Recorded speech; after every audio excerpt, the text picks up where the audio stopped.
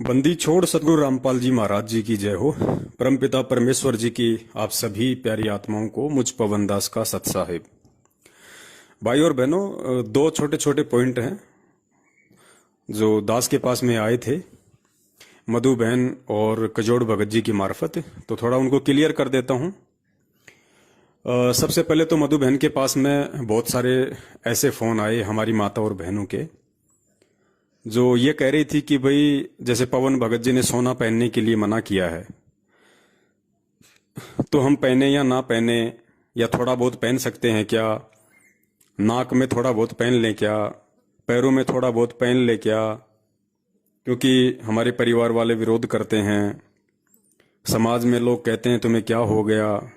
बहुत सारे उन्होंने रीजन बताए।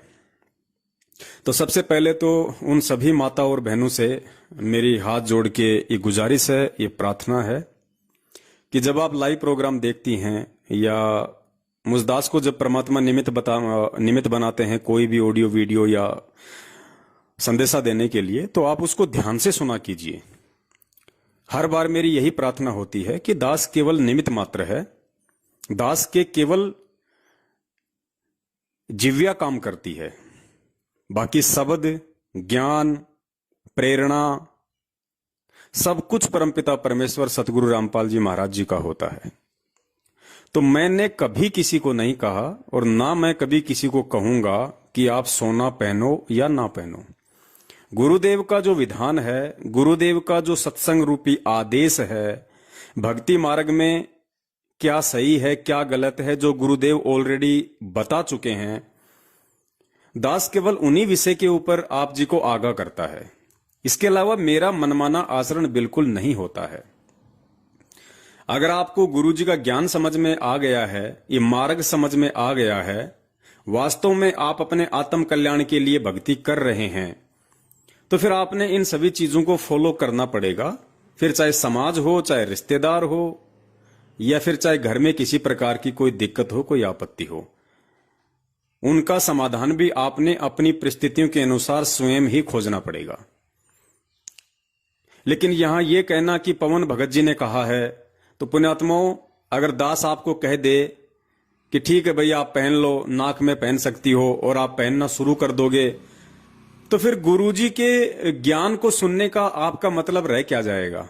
फिर गुरुजी का भक्ति मार्ग में महत्व रह क्या जाएगा? फिर तो वही बात हो गई कि आसमान से गिरे और खजूर पे अटके। पहले सतलोक आश्रम मैनेजमेंट हरियाणा अपनी मनमानी, अपने तानाशाही आदेश, अपने झूठे फरमान आप लोगों पे जबरदस्ती थोप रहा था, और वो यही चाहता था कि संगत हमारी गुलाम बन के रहे। संगत गुरु की दास नहीं बल्कि हमारी गुलाम बन के रहे। अब धीरे धीरे परमपिता परमेश्वर जी ने दास को सद्बुद्धि देके, दास के अंदर ये प्रेरणा करके आप जियों को बहुत ही अच्छे तरीके से गुरु जी के सत्संगों को आधार बना के समझाने का प्रयास किया है। तो ये तो आपके समझ में आ जानी चाहिए थी ये बातें। फिर भी समझ में नहीं आ रही है तो भाई देखिए, पवन दास किसी को अपना दास या गुलाम नहीं बना सकता, ना मुझे किसी को अपना दास और गुलाम बनाने की आवश्यकता, क्योंकि मैं तो खुद एक दास और गुलाम की भूमिका में हूं। मुझे नरक का भागी नहीं बनना है, मुझे पाप का भागी एक व्यक्ति को भी अपने पीछे लगा के नहीं बनना है। और गलती से यदि कोई दास को कोई बहुत बड़ा मानता है या दास को एक विशेष नजरों से देखता है, तो ये उस व्यक्ति की महामूर्खता होगी। दास चाहे कितना ही अच्छा आपको गुरुजी का दिया हुआ ज्ञान विश्लेषण करके बता दे, ये मेरे पिछले भक्ति संस्कार और वर्तमान में गुरुजी का आशीर्वाद है कि मैं ऐसा कर पा रहा हूं। मेरा इसमें रति भर भी कोई सहयोग नहीं है। मैं तो दो कोड़ी का जीव हूं, गधे का गधा, कुत्ते का कुत्ता। अल्लाह मेहरबान, तो ये पवन गधा पहलवान। तो पुण्यात्माओं, यदि आप पहले मैनेजमेंट की गुलामी में थे, आप निर्णय नहीं कर पा रहे थे क्या सही है क्या गलत है, वो आपको बंदर की तरह नंगा नाच नचा रहा था। अब दास के माध्यम से आपको परमात्मा ने उनके जाल से बाहर निकाला है।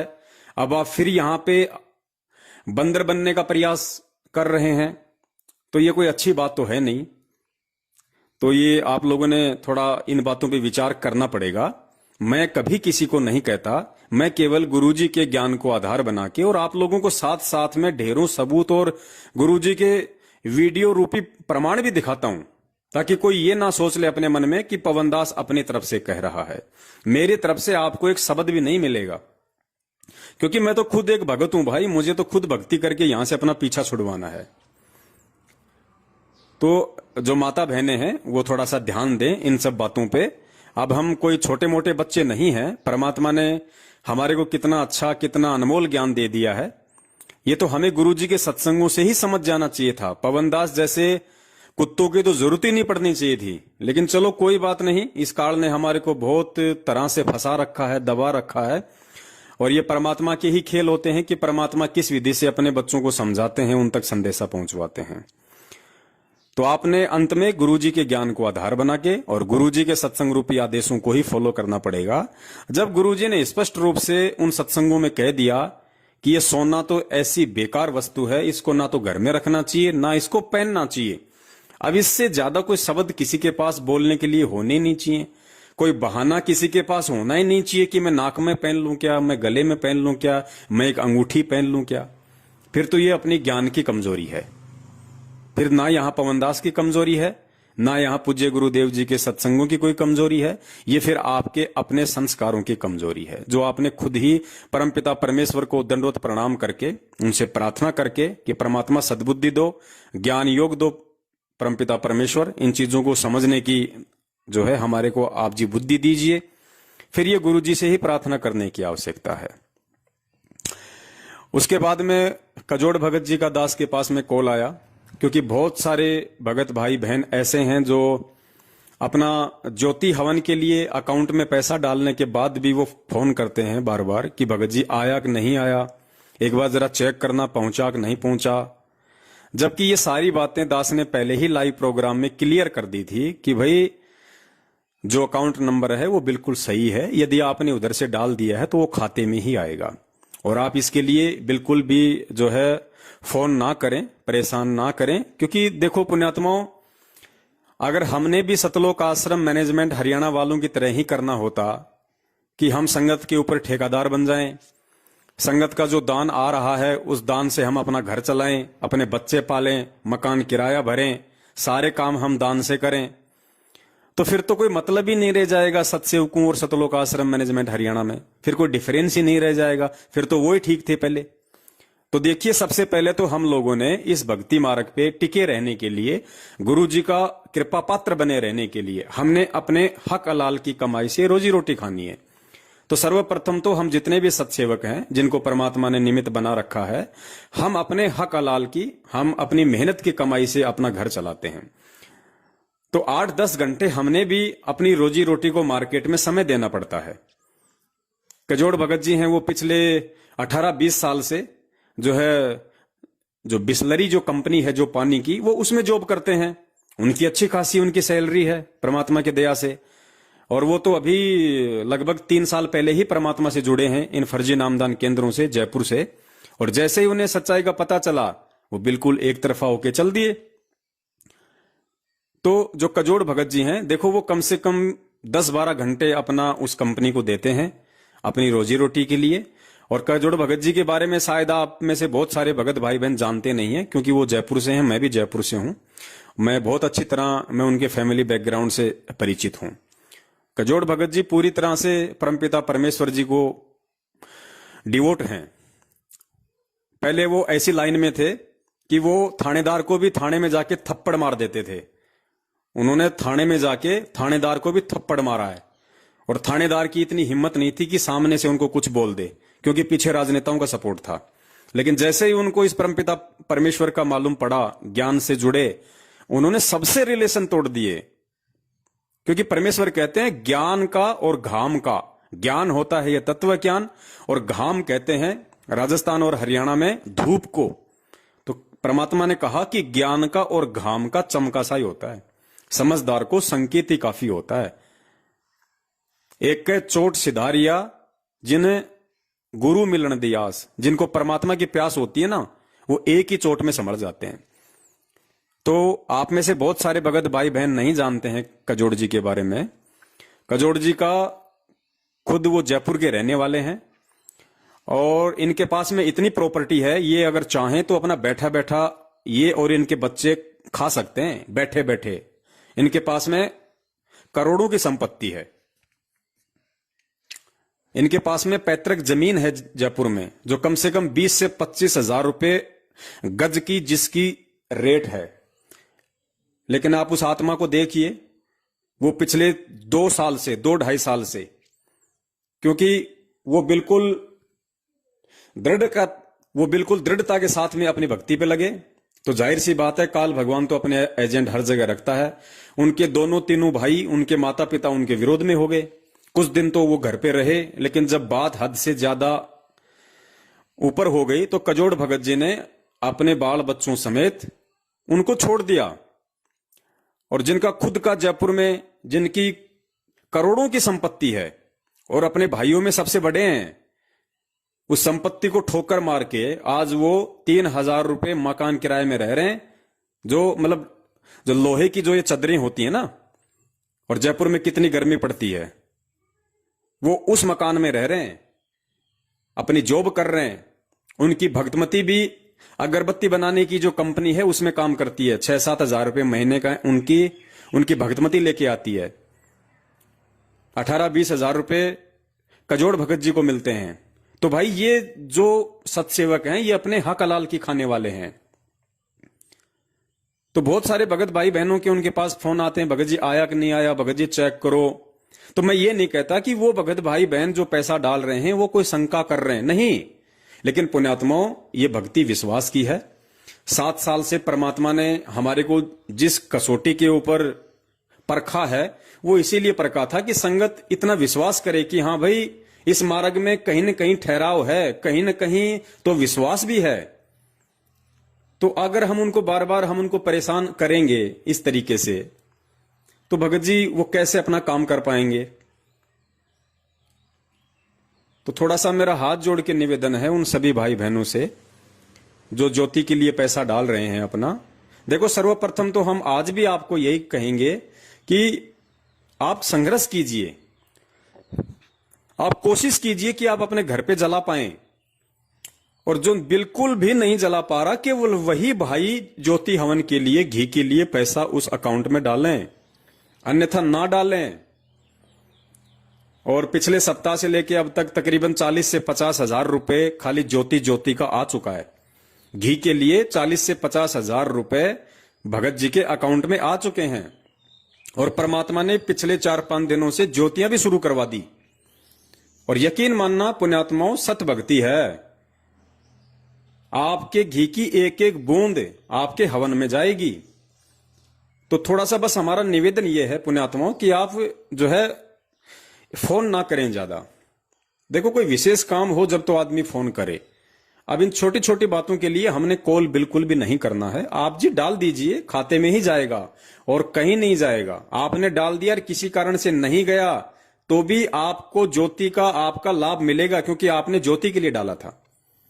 तो बहुत सारी बातें हैं, आज हमने इन बातों पे विचार करना पड़ेगा। परमेश्वर ने हमें इतना बुद्धिमान बना दिया है, अब हमने एक दूसरे के ऊपर विश्वास भी करना पड़ेगा। और एक दूसरे की जो मजबूरियां हैं सांसारिक जीवन की, अपनी रोजी रोटी के लिए जो संघर्ष करते हैं, उसके लिए भी हमने थोड़ा सा उनको समय देना पड़ेगा, हमने थोड़ा सा समझना पड़ेगा। बाकी तो हमें पता है पुण्यात्माओं, परमेश्वर ने तो हमारी ड्यूटी ही यही लगा रखी है कि भैया दिन में चाहे 50 फोन आए तो 50 के जवाब दो। अब जैसे 7 साल से हम इन फर्जी नामदान केंद्रों के खिलाफ ऑडियो वीडियो बना रहे हैं, हजारों की संख्या में वीडियो बन गए, उसके बाद भी यही फोन आते हैं कि भगत जी आपकी वीडियो देखे, सब समझ में आ गया। अब भगत जी ये बताओ कि मैंने प्रथम नाम वहां से ले लिया, अब सतनाम लूं या नहीं लूं। भगत जी मुझे सतनाम मिल गया, मैं उसका जाप करूं ना करूं। अरे भाई, फिर आपने क्या वीडियो देखे, फिर आपने क्या वीडियो देख के हमें फोन किया। हम यही तो सारी बातें उनमें बताते हैं कि आपने क्या करना है, लेकिन उसके बावजूद भी वो यही सवाल करते हैं। तो हम उनसे नाराज नहीं होते, क्योंकि हमें पता है कि परमात्मा ने हमें इसी संघर्ष के लिए हमारे को चुना है, यही सेवा दी है हमें परमात्मा ने। जिस प्रकार हमारे बाप को हर सत्संग में बार बार सृष्टि रचना बतानी पड़ती थी, बार बार बतानी पड़ती थी, क्योंकि जीव के इतनी जल्दी समझ में नहीं आती है। तो हमारी ड्यूटी है, फिर भी हम लोगों को 20-25 मिनट का टाइम निकाल के उनको वही बातें हम फिर से रिपीट करते हैं। तो देखिए, हम तो अपनी जो ड्यूटी है, जो हमें हमारे परमपिता परमेश्वर जी ने दी है, और हमें यकीन है, हमें विश्वास है कि हमें परमेश्वर ने खड़ा किया है। इसलिए हमारी हिम्मत है जो हम दिन में 8-8 10-10 घंटे आप लोगों से बात करते हैं, फिर उनका वीडियो बना बना के डालते हैं, उनको शेयर करते हैं, क्योंकि हमें विश्वास है कि ये ड्यूटी हमें परमेश्वर की तरफ से मिली है। तो पुण्यात्माओं, हमारे भी समय की थोड़ी बचत हो और आप लोग भी थोड़ा विश्वासी बनो, एक दूसरे को समझने का प्रयास करो। तो कहीं कोई गफलतबाजी नहीं होगी, ये तो अपने दिलो दिमाग से निकाल देना। और ऐसे ही ठीक है, होता भी है, सभी लोगों के एक बार में समझ में नहीं आ जाती है, क्योंकि जब उस परमपिता परमेश्वर के इतने अच्छे तरीके से किए गए 27 साल वाले सत्संग समझ में नहीं आए, तो हम सत्सेवकों के थोड़े दिनों का जो ये प्रयास है, संघर्ष है, इतना जल्दी कैसे समझ में आ सकता है। लेकिन फिर भी आएगा। हमें कोशिश करती रहनी है, हमें समझाने की और आप सभी भाई बहनों ने समझने की। तो इस तरीके से है ना, आप सभी थोड़ा प्यार प्रेम से और एक दूसरे की भावनाओं को समझिए, एक दूसरे की अपने घरेलू परिस्थितियों को समझिए, और हमें इस तरीके से पुण्यात्माओं इस मार्ग पे हमें चलना है। तो आप बिल्कुल निश्चिंत रहिए, आपका पैसा आपके खाते में ही आएगा। और अभी 1-2 दिन में कोई दूसरा खाता जो है भगत जी खुलवा रहे हैं, क्योंकि जिस खाते में आप जी ने जो पैसा डाला है भाइयों ने बहनों ने, वो उनका सैलरी अकाउंट है। इसलिए अब भगत जी एक दूसरा खाता खुलवा रहे हैं, उसमें केवल ज्योति का ही आएगा पैसा। तो अभी फिलहाल जो भगत भाई बहन ये ऑडियो सुन रहे हैं, अभी वो ज्योति का पैसा उस खाते में फिलहाल बिल्कुल भी ना डालें। अभी आप कुछ दिन आप रुक जाइए, उसके बाद में जैसे हम लाइव आएंगे एक नया खाता नंबर आपको देंगे, आपने केवल उसके बाद उसी खाते में आपने आगे से पैसा डालना है। और बाकी जो आपका जो दान का पैसा था, आपका जो 10वें अंश का पैसा था, वो तकरीबन 8 से 10 लाख रुपए के आसपास हमारे पास में आ चुकी हैं। उसकी एंट्री 8 से 10 लाख रुपए की एंट्री हमारे पास में आ चुकी हैं। तो हर एक चीज का पूरा हिसाब रहेगा, कहीं कोई दिक्कत नहीं है। ये सत का मार्ग है पुण्यात्माओं। बहुत लूट खसोट हो चुकी है इस मार्ग में, लेकिन अब आगे नहीं होगी। अब परमेश्वर ने अपने वो सत्सेवक खड़े कर दिए जो खुद तो भूखे सो सकते हैं, लेकिन उस परमेश्वर के बच्चों के दान का 1 रुपया भी नहीं खा सकते। उनके लिए जहर होगा, जहर। तब वो सेवादार, अब वही सेना बनेगी। परमेश्वर के ऐसे ही बच्चे आगे अब होंगे तैयार, जो विश्वासी होंगे, जो बिल्कुल दृढ़ होंगे, और उन्हीं से फिर परमात्मा का ये मार्ग चलेगा आगे। आज से पहले ये जितने भी लोग थे मैनेजमेंट वाले, ये तो कूड़ा करकट था, गंदगी थी, जिससे खुद वो परमात्मा दुखी था आश्रम में। बरवाला कांड के बाद में कितना परमात्मा ने मजबूरन देश दुनिया के सामने बोलना पड़ा कि आश्रम में गंदे काम होते थे, लेकिन मैंने नहीं किए, ये सेवादार और समिति वालों ने किए। सीधे स्टेटमेंट आ रहे हैं उस परमपिता परमेश्वर जी के। ये राष्ट्रीय समाज सेवा समिति मेरी नहीं है, मैंने कोई गुंडे नहीं बनाए, मुझे भी आश्रम में रोक के रखा हुआ था। खुद उस परमात्मा को मजबूरन सारी बातें बोलनी पड़ी। तो ये कितनी बड़ी गंदगी आश्रम में जमा हो चुकी थी, और इस मार्ग को अगर आगे साफ सुथरे तरीके से चलाना, तो परमात्मा ने इस गंदगी को सार्वजनिक करना जरूरी था, ताकि इसकी बदबू से पूरा भगत समाज सावधान हो जाए और इनसे बच के चले। और उसी की ये प्रोसीजर चल रही है। अब इस गंदगी में से ही उस परमात्मा ने कुछ अपने हीरे मोतीलाल साइड में किए हैं, जो सत्सेवकों के रूप में हैं। तो अब आपको धोखा नहीं मिलेगा, अब आपको किसी भी प्रकार का जो है जालसाजी नहीं मिलेगी। जिन्होंने करनी थी उन्होंने कर ली। सतलोक आश्रम मैनेजमेंट हरियाणा ने कर ली, आपके कोऑर्डिनेटर नामदान संचालकों ने कर ली, गुरुजी के रिश्तेदार और बेटा बेटी और परिवार वालों ने कर ली। संजय जो हिमाचल में गुरुद्रोही बन के बैठा हुआ है, उसने कर ली। अरे उसको तो किसी ने नानक की आत्मा बोला भी नहीं, वो तो खुद नानक बन के अपने आप को प्रमोट करने में लगा हुआ था। दास के पास तो कितने फोन आते हैं भगत भाई बहनों के, भगत जी आप काग भूषण की आत्मा हो, भगत जी आप तो वो आत्मा हो, आप तो वो आत्मा हो। दास सुनता है और फिर उनको समझ आता है कि भगत जी क्या फायदा उस आत्मा का। अगर मैं काग भूषण की आत्मा हूं तो क्या फायदा, अगर इतनी अच्छी वो आत्मा होती तो पहले ना पार हो जाती, आज क्यों धक्के खा रही है। आज अगर मैं काग भूषण तो आज मैं क्यों धक्के खा रहा हूं इस नरक लोक में। इतना ही अच्छा होता मैं, जो आप मेरी महिमा गा रहे हैं, गुणगान कर रहे हैं कि आप तो काकभूषण की आत्मा हो सकती हो। तो अगर वो काकभूषण की आत्मा अगर इतनी अच्छी होती तो आज क्यों इस नरकलोक में धक्के खा रही है? तो पुण्यात्मा, इन बातों का कोई मतलब नहीं निकलता है। अरे मैं हूं, चाहे आप हो, चाहे कोई भी हो, हम कोई ना कोई तो आत्मा है ही। हम कोई पत्थर योनि से तो आए नहीं, कोई ना कोई आत्मा तो है ही हम। और परमेश्वर के बच्चे तो विशेष आत्मा होती हैं।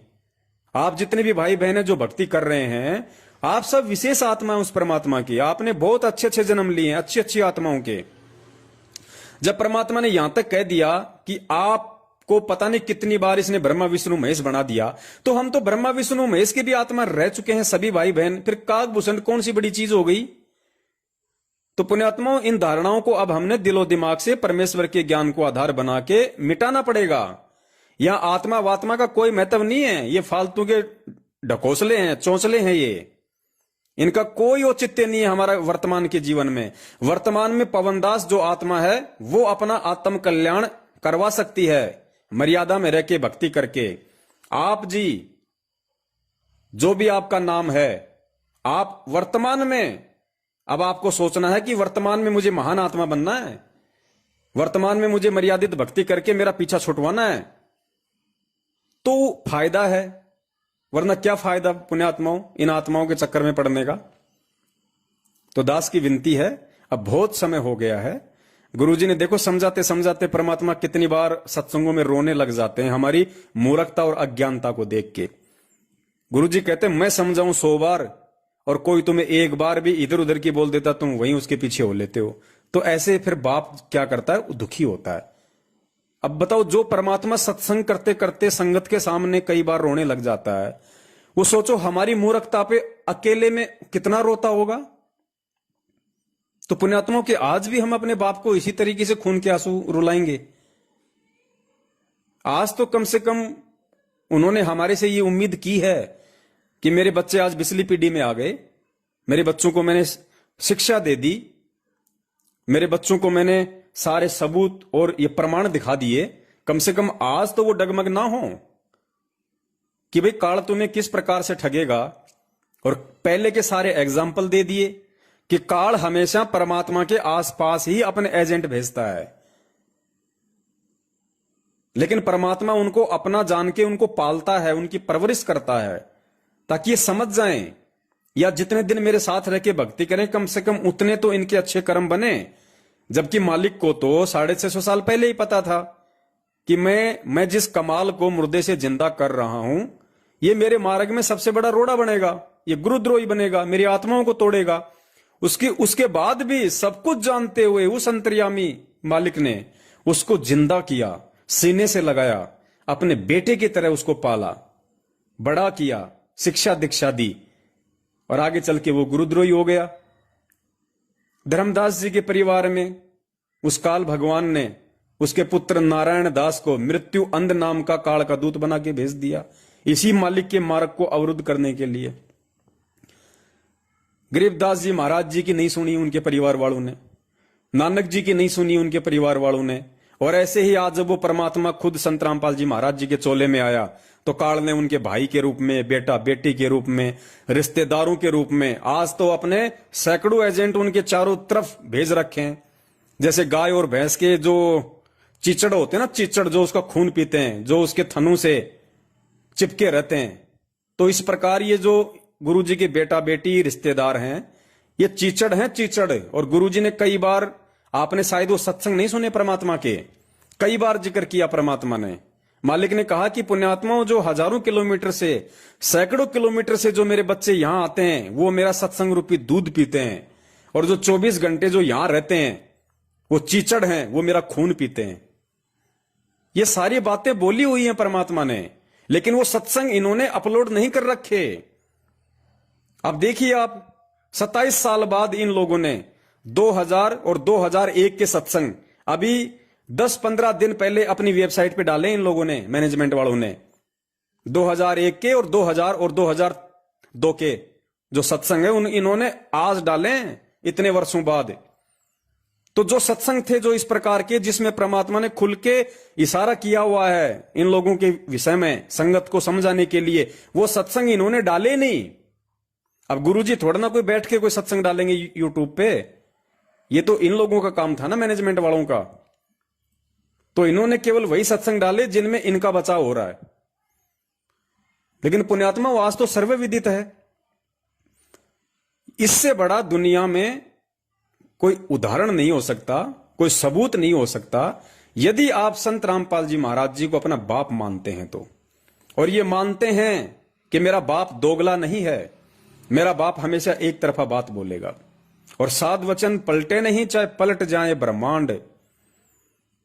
गुरुदेव ने मीडिया के सामने, पूरे दुनिया के सामने बरवाला कांड के बाद स्पष्ट कहा है कि राष्ट्रीय समाज सेवा समिति मेरी नहीं है, अर्थात सतलोक आश्रम मैनेजमेंट हरियाणा मेरा नहीं है।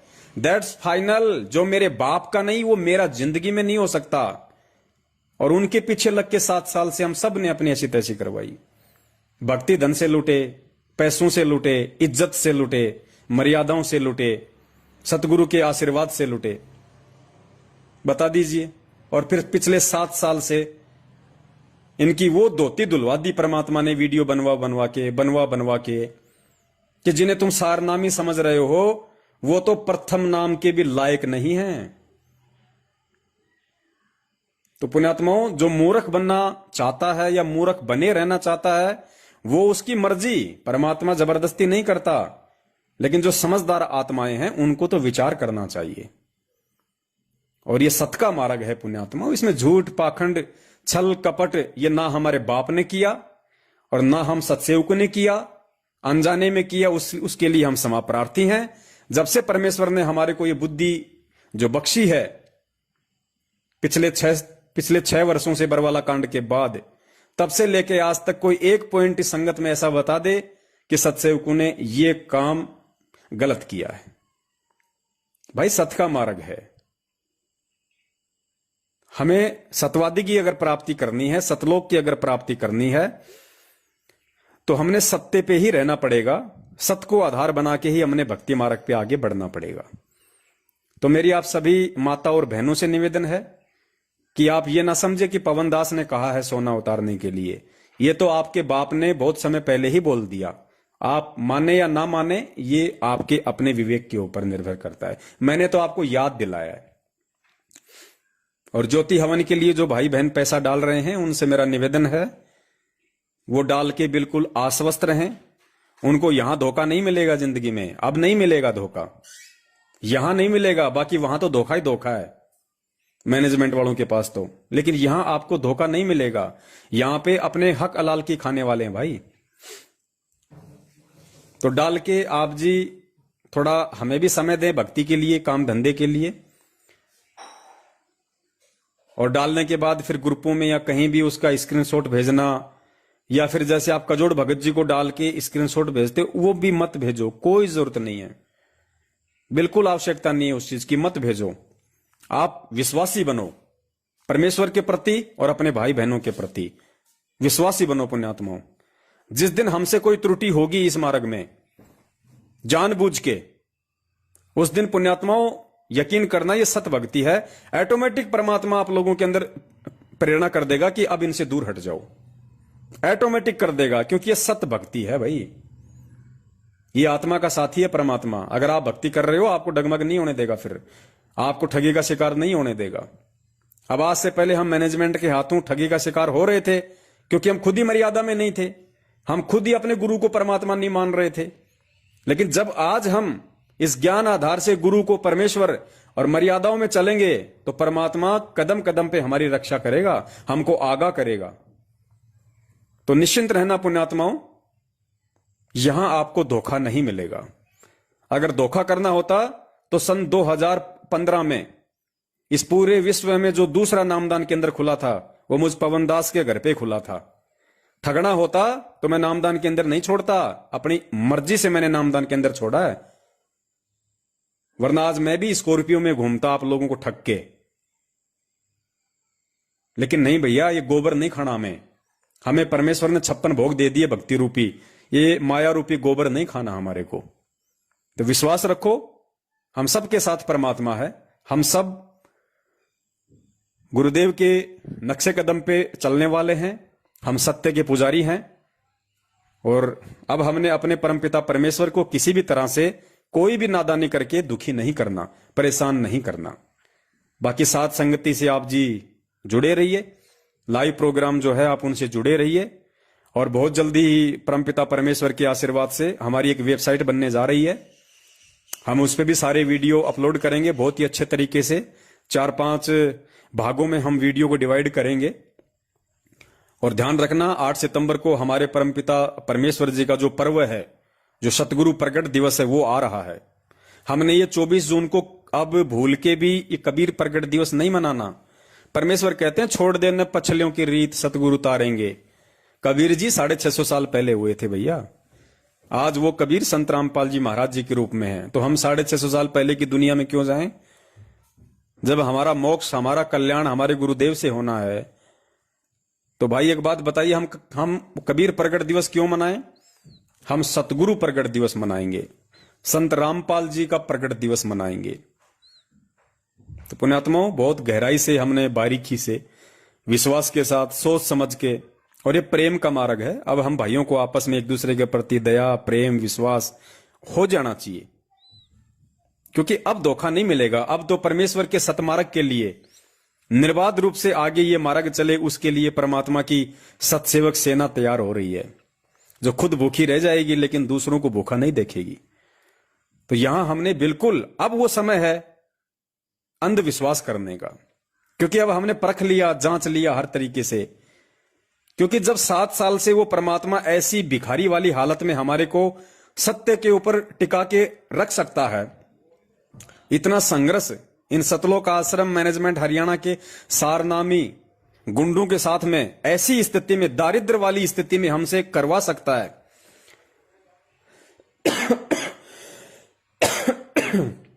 तो आज तो पुण्यात्माओं सब कुछ है परमेश्वर की दया से।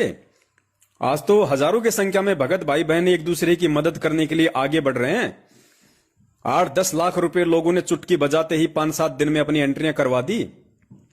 जिस भी भगत भाई बहन को ऐसी कोई रोजी रोटी वाली समस्या आन पड़ेगी उसके संस्कारवश, और जब भी वो भाई थोड़ा सा भी इशारा करेगा तो परमात्मा तुरंत उसकी हेल्प करवाएंगे। अभी कुछ दिन पहले एक भाई का मैसेज आया, बोले भगत जी मुझे सेवा करनी है, मुझे एक मोबाइल खरीदना है, थोड़ी मेरी मदद करो। तो दास ने उसको मना कर दिया कि भगत जी देखिए, हमने पहले ही बोल दिया था कि ये पैसा 10वें अंश का और दान का है। ये पैसा केवल उसी को जाएगा जो वास्तव में जरूरतमंद होगा। मोबाइल के लिए पैसा भगत जी नहीं मिलेगा, दास माफी चाहता है। कोई बात नहीं, सेवा के और भी बहुत सारे तरीके हैं। आप वैसे भी कोई आपके संपर्क में आए तो आप उसको भी समझा सकते हैं, मोबाइल ही कोई जरूरी नहीं है। और आपकी अगर सेवा करने की इच्छा मोबाइल से है तो परमात्मा कहीं ना कहीं से आपका वो भी इंतजाम जरूर करवा देगा, लेकिन ऐसे नहीं। फिर कोई कल को कहेगा भगत जी मैं जा जाके दूर दूर के भक्तों को समझाना चाहता हूं, मेरे पास मोटरसाइकिल नहीं है। तो ऐसा नहीं होता है भाई। अब हमने गलतियां नहीं करनी। परमात्मा के बच्चों ने ज्ञान आधार से अगर हम कुछ एक सत्सेवकों पे विश्वास किया है, जिनको परमात्मा ने निमित्त बना के आगे खड़ा किया है, तो हम वो गलतियां नहीं कर सकते। अब हम उन भाई बहनों का पैसा नहीं मान रहे। ये पैसा परमपिता परमेश्वर जी का है, जिसका एक एक रुपया सदुपयोग होना चाहिए, नहीं तो रखा रहेगा उनके पास, कोई दिक्कत नहीं है। जब गुरुजी आएंगे तो गुरुजी के हाथ में चले जाएंगे। ज्योति का जितना पैसा अकाउंट में आ रहा है, जितनी हम जला पाएंगे उतनी हम जला देंगे। और जैसे गुरुजी आ गए तो उस अकाउंट में जितना भी पैसा होगा, 1 लाख, 2 लाख, 5 लाख, तुरंत परमपिता परमेश्वर के हाथों में। इसलिए अब आप जियों ने बहुत सोच समझ के और विश्वास करके आगे बढ़ना है, और समझिए एक दूसरे भाई बहन की परिस्थिति को। और बस दास इससे ज्यादा क्या कहे, आप जी समझदार हैं। सत साहिब, जय हो बंदी छोड़ के।